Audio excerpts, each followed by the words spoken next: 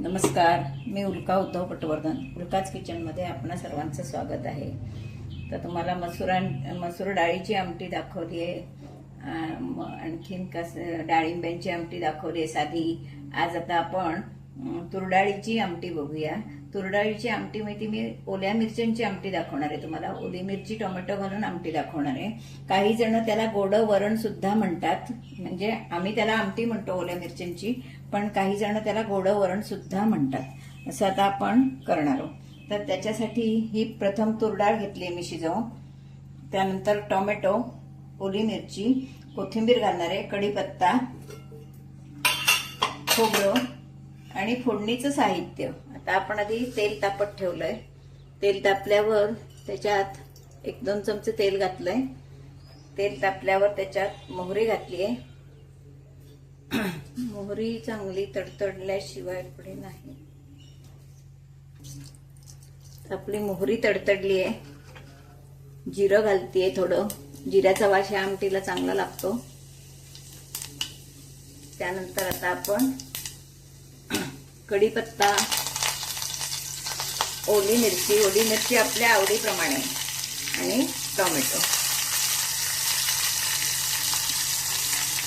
हे सगळं जरी आपण डाळ शिजत घालतो तेव्हा शिजत टाकलं तरी पण चालतं, पण अशी चव चांगली येते जास्त. म्हणजे अशी फोडणीला टाकलेली चव आणखीन चांगली येते, म्हणून मी तुम्हाला असं दाखवते. 1 चिमूटभर हिंग आणि हळद.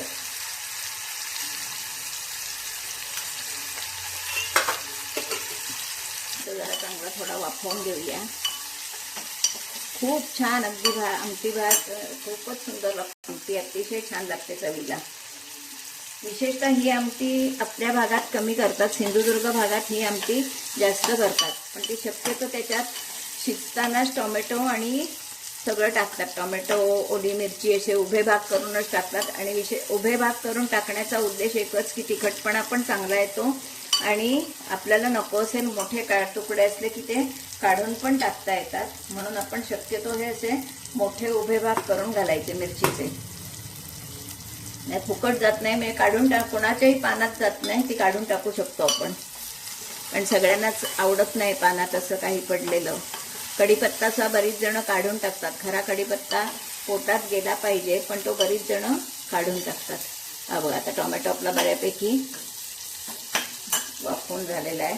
आता ह्याच्यातच मी खोबरं, कोथिंबीर घालणार आहे. म्हणजे ओल्या मिरच्यांची आमटी, ओली मिरची टोमॅटोची आमटी असली की शक्यतो खोबरं आधीच घालायचं, म्हणजे ते त्याच्याबरोबर शिजलं जातं आणि आमटी खराब होत नाही.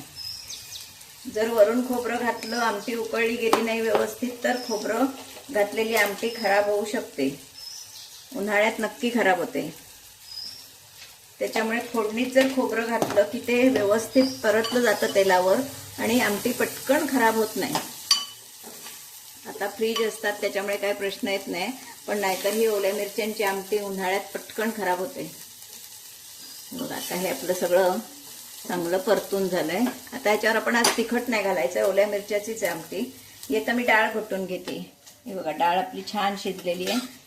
ही डाळ घोटून घेते. तुम्हाला जितकी आमटी करायची असेल त्या मानानं तुम्ही डाळ शिजवायची. तुमच्या घरात माणसं किती असतील त्याच्यावर ते सगळं अवलंबून. छान डाळ शिजलेली आहे. काही काही जणांना अगदी गरगट आवडतं, काहींना थोडी डाळ मिळायला हवी असते, कळायला हवी असते आमटी कसली आहे ती. प्रत्येकाच्या घरात वेगवेगळे प्रकार असतात. हे मी फोडणीला टाकते.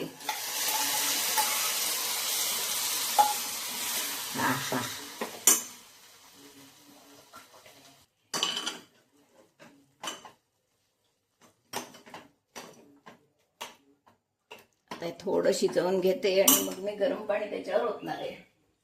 आपण यामध्ये चवीप्रमाणे मीठ घालणार आहोत.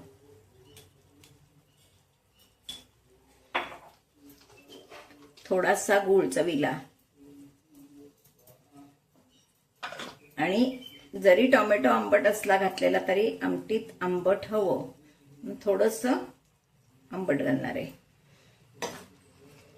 आपण याच्यावर गरम पाणी ओतणार आहोत.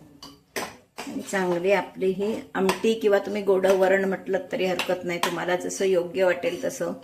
आम्ही याला ओल्या मिरच्याची आमटी म्हणतो. अशी छान आमटी आपली, वास छान येतो याचा. आपल्याला ज्या मानानं हवं असेल त्या मानानं पाणी घालायचं. किती वाटे आमटी हवी असेल त्या मानानं. सुंदर दिसते. आता ही थोड्या वेळानं एवढी सुंदर दिसेल ना उकळली की. आणि अगोदर आपल्याला ती पातळ वाटते, पण तुरडाळ जशी जशी शिजेल तशी तशी ती घट्ट होत जाते. त्याच्यामुळे जास्त पाणी घालायचं मुळातच. तर आपलं आमटीत सगळं साहित्य घालून झालेलं आहे. कोथिंबीर सुद्धा मी आत घातलेली आहे. वाटली तर वरून घालायची पण जरूर नाही. ती छानपैकी उकळून दे.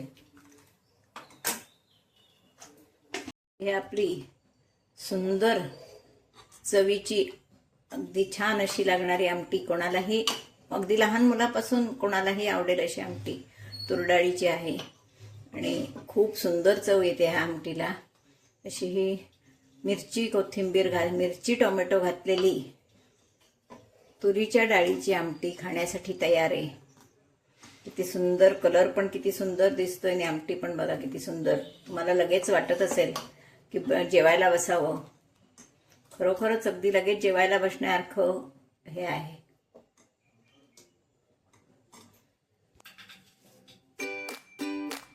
अशी आपली ओली मिरची टोमॅटो घालून केलेली तुरडाळीची आमटी खाण्यासाठी तयार आहे. आता ही आमटी मी कशी केली याचा व्हिडिओ तुम्ही पहिल्यापासून शेवटपर्यंत बघा. आणि माझा व्हिडिओ जर तुम्हाला आवडला तर लाईक करा, शेअर करा, सबस्क्राईब करा, बेल आयकॉन बटन दाबायला विसरू नका. धन्यवाद.